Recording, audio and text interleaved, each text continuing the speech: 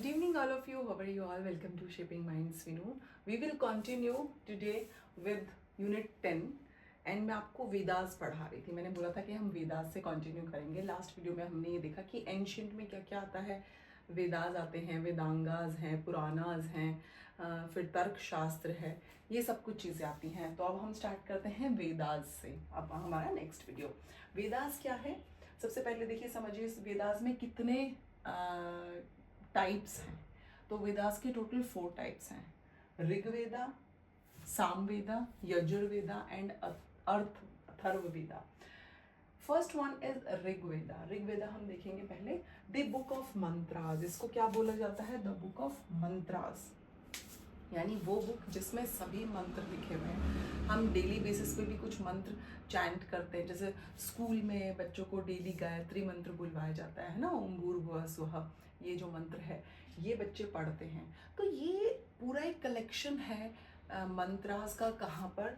ऋग्वेदा में सारे मंत्र लिखे हुए हैं.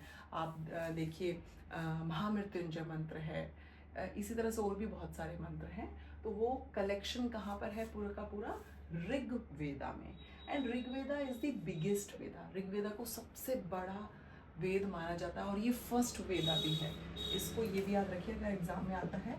तो दिस इज द फर्स्ट वेदा. कि अगर आपसे पूछा जाए पहला वेद कौन सा है, तो Rigveda is the first Veda. Then book of mantras, biggest Veda है ये. इंडो यूरोपियन लैंग्वेज में इसको लिखा गया है.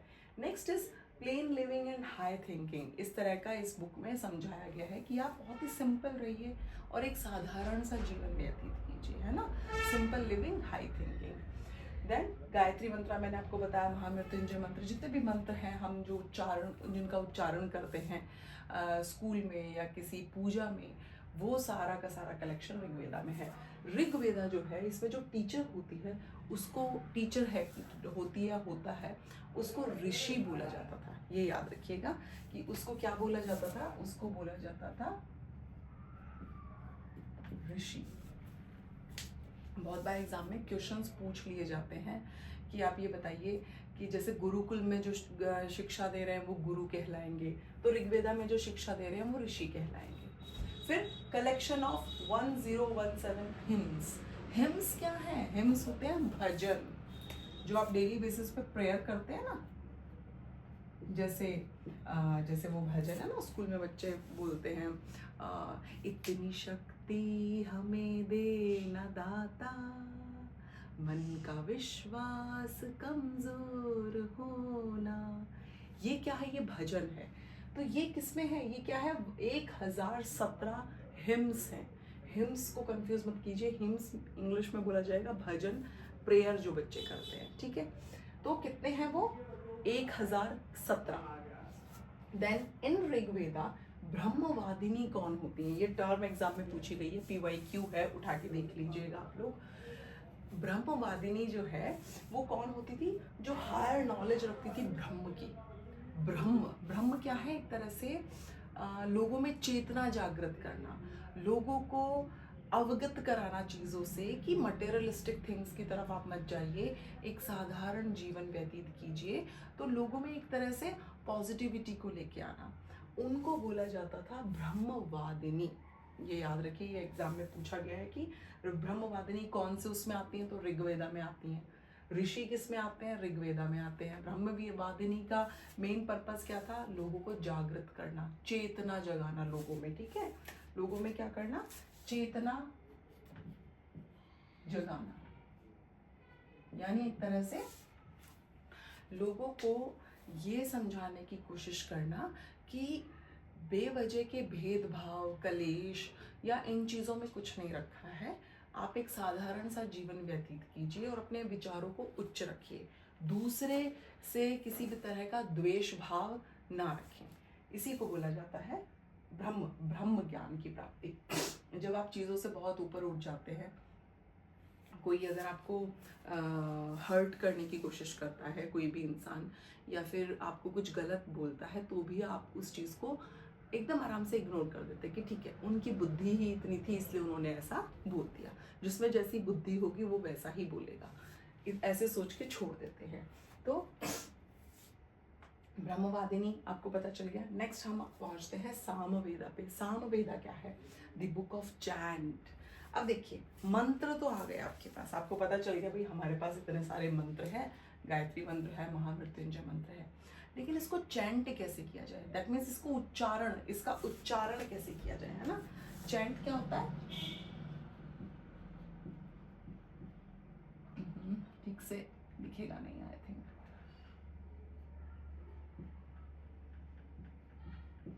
आई होप अब क्लियर होगा। उच्चारण यानी मंत्रों को उच्चारित करने का एक तरीका होता है। जैसे जैसे महामृत्युंजय मंत्र है या फिर ओम का उच्चारण है ना, तो उसका एक प्रॉपर वे है। और ऐसा भी बोलते हैं कि आप इतने मंत्र उच्चारित कीजिए, इस प्रोसीजर से कीजिए। ऐसे नहीं है कि आप बस नहाए नहीं हैं, आप अच्छे से आपने अपने आप को क्लीन नहीं किया है, आपने स्नान नहीं किया और आप बैठ गए मंत्र उच्चारित करने, नहीं। उसका एक प्रॉपर पूरा प्रोसेस होता है। आप अपने साथ जल को लेके बैठेंगे, आप एक अपने नीचे कोई कपड़ा बिछाएंगे, आसन आसन होगा, उस पर बैठेंगे। तो मंत्रों को उच्चारित, और फिर क्या, उसका सही उच्चारण आपके मुख से निकलना चाहिए। आप मंत्र को गलत उच्चारित नहीं कर सकते। जैसे एक बहुत ही डिफिकल्ट मंत्र है ना, महामृत्युंजय मंत्र, जो है उसको पढ़ने में बहुत दिक्कत आती है। तो इसी तरह से और भी मंत्र हैं। ये गायत्री मंत्र तो स्कूल में बच्चों को होता ही रहता है। जैसे जो महामृत्युंजय मंत्र है, ओम त्र्यंबकम यजामहे सुगंधिम पुष्टिवर्धनम उर्वारुकमिव बंधनान मृत्युर्मोक्षय महामृतात्। ये आई डोंट नो, मैंने फिर भी कोशिश की है कि मैं सही ही बोलूँ। अगर किसी को ऐसा लगे कि मैंने कुछ गलत उच्चारित किया तो आप मुझे मैसेज में बता सकते हैं। तो ये है महामृत्युंजय मंत्र, यानी इसको बोलने का एक सही वे, एक सही तरीका। आप गलत उच्चारण ना करें। तो वो पूरे रूल्स एक तरह से किस में लिखे गए हैं? सामवेद में। के पहले ऋग्वेद आया, उसमें मंत्र आ गए, फिर सामवेद आया, उसमें ये बताया गया कि उस ऋग्वेद में दिए हुए मंत्र को आप कैसे उच्चारित करेंगे। The Samaveda is a collection of verses from Rigveda for liturgical purposes। liturgical purposes कौन से होते हैं? जैसे आप कोई भी पूजा पाठ कर रहे हैं, आप कोई घर में यज्ञ हवन करवा रहे हैं, आप कोई भी रीज़न है, मान लीजिए कोई दीपावली पे लोग पूजा करवाते हैं, है ना, पंडित को बुलाएंगे या खुद करेंगे। तो कुछ स्पेशल ओकेजन्स पे, इवन जैसे किसी की डेथ हो जाती है तो जो हवन होता है उसमें भी पंडित को बुलाया जाता है आत्मा की शांति के लिए, है ना। जिस भी इंसान की मृत्यु हुई है उसकी शांति के लिए यज्ञ कराया जाता है, हवन कराया जाता है। तो उसमें जो मंत्र बोले जाते हैं उनका, क्योंकि सब लोग उस चीज़ को नहीं बोल सकते, जिन्हें उनका ज्ञान होगा वही उसका सही उच्चारण कर पाएंगे। जब आप सही उच्चारण करेंगे तो ही आपको उसका बेनिफिट मिलेगा, आपको उसका लाभ प्राप्त होगा। तो यही क्या है, सामवेद में है कि ऋग्वेदा में जो मंत्र लिखे हुए हैं उसको कैसे उच्चारित करेंगे, उसके रूल्स एंड रेगुलेशंस। देन हम पहुंचते हैं यजुर्वेदा, थर्ड वेदा की तरफ। The book of rituals. इसमें क्या है? Book of ritual. देखिए, हर रिलीजन का अपना कुछ एक रिचुअल होता है ना। हमारे इधर क्या रिचुअल है? इंडिया में अगर आप देखेंगे, मान लीजिए आप पूजा करना है तो आपको पहले स्नान करना है, आपको अच्छे से साफ हो जाना है, साफ सुथरे कपड़े पहनने हैं, आप चप्पलों के साथ मंदिर के पास नहीं जाएंगे, आप अच्छे से अपना मंदिर को भी साफ रखेंगे, फिर आप जोत को प्रज्वलित करेंगे, है ना। तो ये क्या है? ये कुछ रिचुअल्स हैं जो आप फॉलो करते हैं। तो यजुर्वेदा क्या है? रिचुअल्स। कि आप एक अगर पूरा यज्ञ मान लीजिए करवा रहे हैं तो उसके लिए आपको किन किन सामग्री की ज़रूरत है, क्या क्या चीज़ें आपको चाहिए होंगी, तो पूरा एक प्रोसेस आपको फॉलो करना पड़ता है। It is the collection of prose mantras, यानी सेक्रेड इनकैंटेशन। सेक्रेड क्या है? जो बहुत ही पवित्र हो, जो बहुत ही स्पेशल हो आपके लिए। मैंने सोशियोलॉजी में ये सेक्रेड टर्म आता है, से जो बहुत ही स्पेशल वर्क हो। जैसे मान लीजिए आपके घर में कोई आप यज्ञ करवा रहे हैं, आपके बच्चे का जन्मदिन है, उस उत्सव पे या अमावस्या है, उस खुशी में आप अपने घर पे पितरों की शांति के लिए यज्ञ या हवन करवा रहे हैं, तो उसमें क्या होगा? ये एक बहुत ही स्पेशल चीज़ हो गई ना आपके लिए, पवित्र हो गया।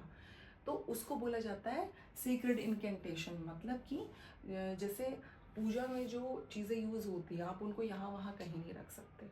मान लीजिए पूजा में आप जिस लोटे का प्रयोग करते हैं जल चढ़ाने के लिए, एक तो वो लोटा है आपके घर में, एक दूसरा बर्तन है जो आप घर में वैसे भी सेम है, दोनों दोनों ही हमारे इधर तो लोटा ही बोलते हैं, आई डोंट नो बाकी लोग क्या बोलते होंगे, जिससे आप जल चढ़ाते हैं। और उसी तरह का एक और कलश, कलश भी बोलते हैं, यस मुझे याद आ गया, थैंक गॉड। कलश है आपके पास जिससे आप पूजा के लिए यूज़ करते हैं। दूसरा कलश आपके घर में जो आप नॉर्मली यूज़ करते हैं। तो आप ये देखिए, जो पूजा वाला कलश है उसको आप बहुत ही संभाल के रखेंगे। मंदिर उसकी एक स्पेसिफिक जगह है, वहीं उसको डेली रखेंगे, भर के रखेंगे, उसी से जल चढ़ाएंगे, उसको साफ सुथरा रखेंगे। लेकिन दूसरी तरफ जो आपका दूसरा कलश है जो आप घर में आप वैसे ही यूज़ कर रहे हैं अपने डेली यूजेस के लिए, तो उसमें क्या है, वो आप कहीं भी रख सकते हैं, कहीं भी रख देंगे। कभी उसमें दूध डाल के अपने फ्रिज में रखा हुआ है, कभी उसमें लस्सी डली हुई है, कभी वो धुले हुए बर्तन है तो वहाँ पर एक जगह पर रखा है, उसका कोई स्पेसिफिक प्लेस नहीं है वहाँ, और उसको आप कैसे भी यूज़ कर सकते हैं, मल्टी यूजेस। लेकिन जो कलश पूजा के लिए है वो सिर्फ पूजा के लिए रहेगा। This is the difference between sacred and normal things, है ना। तो सेक्रेड क्या है, जो बहुत पवित्र चीजें हों। Through the duty of chanting the hymns, यानी वो सेक्रेड, वो पवित्रता कैसे लाई जाती है, भजनों के उच्चारण से। हम कहते हैं ना, जब आप कभी भी आप फील करेंगे आपके घर में कोई हवन हो रहा है या कोई यज्ञ हो रहा है कहीं पर, आप उसमें बैठेंगे तो वो जो मंत्रों का उच्चारण होता है ना, उससे वाइब्रेशंस क्रिएट होती हैं। आप अपनी लाइफ में खुद भी करके देखिए। ओम का मंत्र, ओम तो बहुत ही सिंपल है, उसमें इतना कुछ ऐसा डिफ़िकल्टी भी नहीं है कि कोई उसको मतलब चैंट ना कर पाए और उसका प्रोनाउंसिएशन गलत हो जाए। तो ओम भी इजी है, लेकिन कहते हैं जब आप 108 बार ओम ऐसे, तो वो एक वाइब्रेशन देगा आपको, आपको बहुत ही रिलैक्स फील होगा, आपकी सारी टेंशन एक तरह से दूर हो जाएगी, आपकी फुल बॉडी रिलैक्सेशन में आ जाएगी। तो ये क्या है, ये उस जगह को पवित्र करने का तरीका है मंत्रों के उच्चारण से। कहते हैं जो जगह अगर पवित्र ना भी हो और वहाँ पर यज्ञ हवन करा दिया जाए, कुछ ऐसी नेगेटिव पावर्स जो हैं वो वहाँ से चली जाती हैं। तो ये था यजुर्वेद में। ऋग्वेद में मंत्र है, सामवेद में मंत्रों को उच्चारण करने का तरीका है, यजुर्वेद में क्या है, जो आप यज्ञ करते हैं, जो आप हवन करते हैं, उसके लिए क्या क्या प्रोसेस आपको फॉलो करना है, क्या क्या चीज़ें आप घर में लाएंगे, कैसे कैसे चीज़ों को करेंगे, यानी रिचुअल्स हैं उसमें, रीति रिवाज कि आपको ये ऐसे से फॉलो करना। शादी होती है तो होता है ना, पहले वरमाला होगी, फिर फेरे होते हैं, फेरों में भी बहुत मंत्र पढ़े जाते हैं, तो सीक्वेंस से चीज़ें चलती जाती हैं। तो क्या है, वो एक रीति रिवाज है जो आप फॉलो कर रहे हैं। उसके बाद शादी के बाद आप मंदिर जाते हैं, भगवान की ब्लेसिंग्स लेते हैं, अपने बड़ों की ब्लेसिंग्स लेते हैं। तो ये क्या है, ये रिचुअल्स हैं। तो ये था हमारा आज का टॉपिक। नेक्स्ट में हम अथर्ववेद, एक लास्ट रह गया, उसको कंप्लीट करेंगे। वीडियो बहुत लंबा हो जाएगा, लेंदी हो जाएगा, समझ नहीं आएगा, इसलिए मैंने सोचा बस मैं इतना ही रखूँगी। नेक्स्ट वीडियो में मिलते हैं अथर्ववेद और हमारे जो बाकी के वेदांगास, पुराणास, शास्त्रास जो भी बचे हुए हैं उनको भी हम कंप्लीट करते हुए चलेंगे। और दर्शनास, वेरी इंपॉर्टेंट, दर्शनास जो 6 दर्शनास हैं उनको हम देखेंगे। प्लीज़ डियर स्टूडेंट्स, समझ में आता है तो प्लीज़ एक थैंक यू, या कोई भी अगर आपको नहीं भी समझ में आता है तो वो मैसेज भी आप मुझे करके बताइए। Please do like, subscribe and share my YouTube channel. Thank you so much, bye and take care.